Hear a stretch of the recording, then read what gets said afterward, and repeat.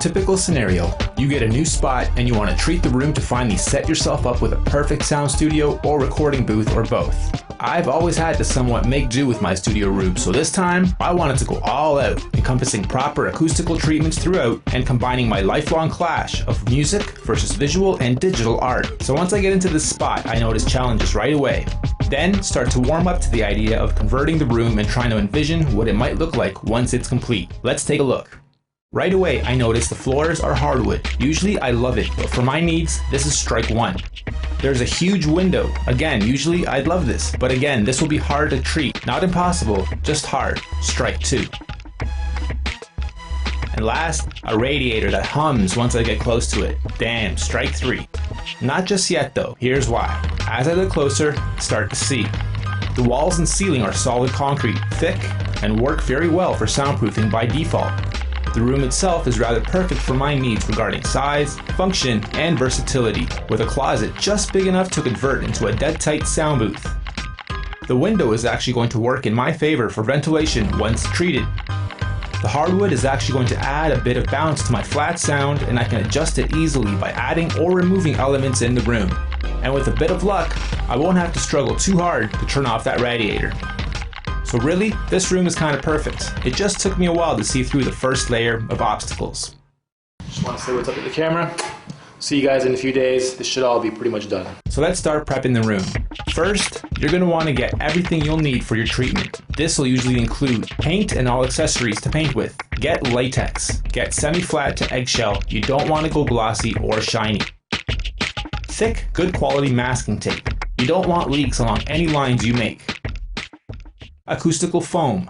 I used Foam Factory on eBay. They did a crazy job hacking this stuff, but it comes from the Foam Factory. These are 2 inches thick. We got them in 2 colors, this and a burgundy. For the girlfriend, she does voiceover work. Wanted to give her a bit of a difference. And we got these from, like I said, the Foam Factory. They're one of the few that do ship to Canada. I guess there's too many problems with customs, so it's really hard to find this stuff in Canada without paying top dollar for it. So amazing prices. I think we paid like, I don't know, under $1,000 for enough to fill 2 rooms, 2 vocal booths. And now this is just one of the 7 packages. They say they'll give it 24 hours for it to fully uncompress. It looks fine now, but alright, so the next step is underway. We're going to give the room a second coat of paint and start getting these on the walls and into the vocal booth area. So we'll see you guys shortly. Alright, day 2. Onto our second coat of paint. It's looking great, but we ran out. So I'm going to go back to the store, get some more today, get some of the other essentials that we'll need to finish treating the room. The foam's already here, I said. Now that it's daytime, let's have a good look out here.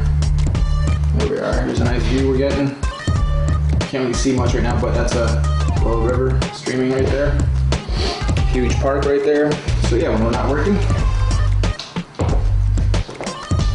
it's looking pretty dirty right now actually. But yeah, so far so good, and I'm pretty happy with it so far. 2 days so far. We've got the big like foot-long edge going all the way around. It just gives it a little bit of a deceptive feel that it's taller than it really is. Then we're gonna get an area rug and start filling this up with the foam. Start filling the whole room up with the foam. I can't wait.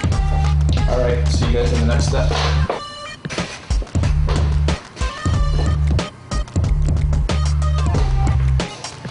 Okay, next step is complete.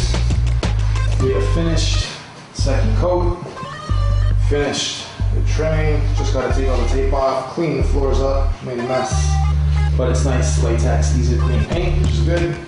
Already got some of the gear in here. Best seat in the house. So the cool things we'll be doing next is taking these right here. We'll be doing a pattern of checkerboard. It's going this way, and then the next checkerboard down that way. This part's important. Get a quick consultation with an acoustical pro. telling them the dimensions of your room, the building materials used, i.e. drywall and insulation versus concrete, carpet versus hardwood versus laminate, etc., and they'll tell you the best application for your room or vocal booth or both. Rule of thumb is usually to cover 50% of your control or production room and up to 100% of your booth, with removable elements to adjust how flat versus how bouncy your recording will be, and what microphone or microphone settings you use to maximize your results. Consider thickness of foam, type of foam, size of foam pieces, color, pattern you're going to use, and texture you want. All will play a role in noise reduction and in aesthetics. It does help if you have an eye for art or like to be creative. Note though, don't contrast your paint with your foam too much. You want to focus on your work, not have your eyes being pulled or distracted by your foam and paint combo. It's good to have them only a few shades different, say 30% max, and a color theme that is complementary, or simply stick to gray and black to be safe. Also, take into consideration your furnishings like tables, chairs, gear, etc. if you want to maximize your visual appeal once everything is set up and put together. So we tape up the floorboards, corners, ceiling lines, door trim, and anything else you want to mask.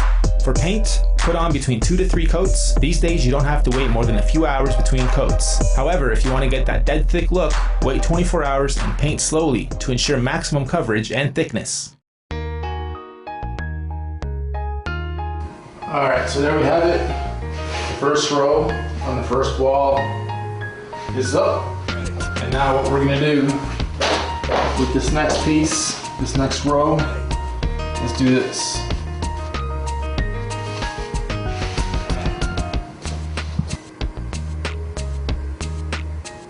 Next, grab your foam pieces and your spray glue.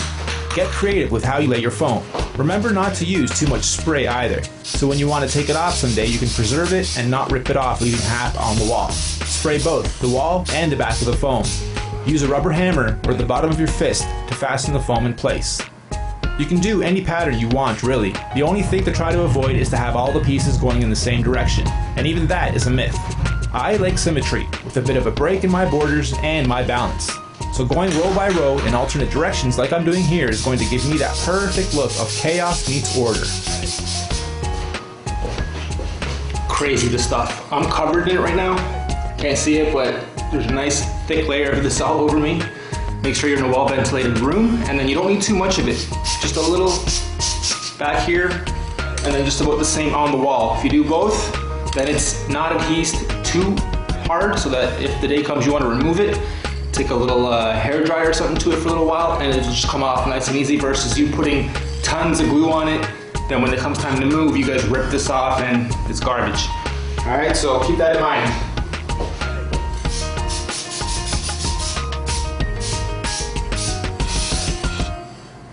Once your first one's done, like I had to do this on the first one, right?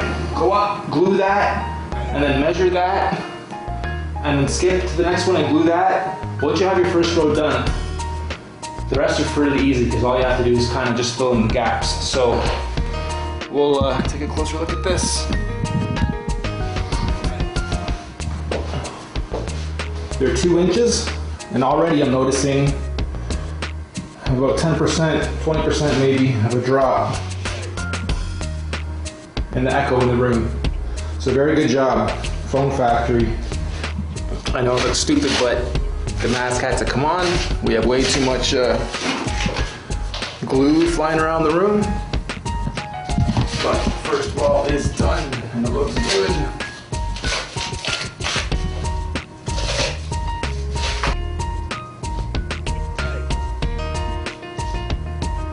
Alright, so we have this wall complete, we have the doorway complete, we have this main wall complete, and the only thing left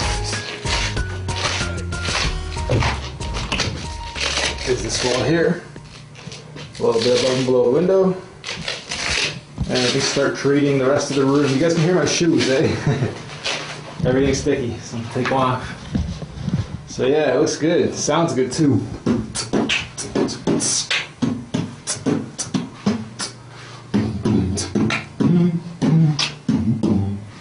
Yeah, I'm liking it. Here, so you guys can see what I'm doing here. This little doorway where you come in and out of the room. If I go in here and just, yeah. It's even, wow, quite a difference. Quite a difference, a good 50-60% already in this little area. No bounce. All right. Okay, and we are finished. Close that behind us. Hey! Hey! Anyway, sounds great. Take my shoes off because we're still sticking. Looks great. Still got a bit of a bouncy kick in the room because of the wood, which will be treated later. I just had to cover all my stuff because there's glue all over the floors. So, in one session, painting 2 coats and then lining all these up. The hardest part, trying not to sniff too much glue and actually lining these up so none of the checkerboard pieces are the wrong shape. So up next we'll be doing the closet. Starting to wonder if I'm going to be running out of these soon or if I'm going to have enough, but we should be alright. But so far, let's go back in here and take a look. The lows are getting picked up really nice. Check 1, 2. So far it doesn't sound like we need a bass trap, which is good. Yeah, it's catching the bass really nice. I like it. Okay. That's kind of weird. Almost like a padded room for somebody that's a little bit loony. Most of us producers and artists are a little bit loony though, so. All right, guys, there we have it. If you're wondering why we went with 2 different directions and 2 different patterns, as I stand in the middle and eject sounds and sounds coming out of speakers when everything's set up, if these weren't here, everything would just bounce, right? So even right now, as I talk, I can hear the difference because I'm trained and I'm used to it. But hey, it doesn't bounce anymore. It gets absorbed or it bounces within the foam. So if we have all the foam going in one direction, it probably wouldn't make too much of a difference. But we wanted each row to be different. So one's going horizontally, one's going vertically, all the way around the room. If you want to just pan around the room quickly to show these guys. And that really helps dampen the sound a bit more. With the consultation that we did for this room and this size and the challenges that we face being the wood, the doorways, the window, and the radiator, this is the recommended coverage, being 50% for the main room and then 100% in the closet. I don't know if the microphone on the camera will pick it up. Come a little bit closer maybe. But when I'm in here, I can already, this is already acting like a little vocal booth. It's catching all the sound and trapping some of the bass really, really well. 1, 2, 1, 2, hey! And then as we come out here, hey! If you guys can't tell over the speakers, this is probably going to be played on YouTube and stuff, so it'll lose some of the audio quality. But this is turning out really, really nice. And then tomorrow, we'll get this going and then show you guys how that is. Once it's done, we'll film it. So right here, what we're going to have is a big L-shaped table, or a U-shaped table, sorry. I'll be sitting right in the middle of the U. I'll have my view and I want to look out the window, and then I'll have the vocal booth behind me, a workstation in front of me, a workstation on my right. 3 monitors, 2 monitors, meaning computer monitors to look at, screens, and then actual audio monitors, 1 on each side, and then 2 in the center there. Some of the gears are already on the floor, waiting to be installed. So now it's just a matter of a cleanup, setting up the tables, getting an area rug, ceiling treatment, and we're good to go. NC Media, stepping up the par for the studio. I love it. I'm happy with it. Once you're finished painting the room and gluing your foam, stand back in awe and take a few photographs. You've just finished the first step in building your own acoustically treated sound room. You're not quite there yet, but stand in the middle, beatbox, sing, yell. You'll notice a huge difference if you walk into any other room and do the same. All right. Good. Thank you.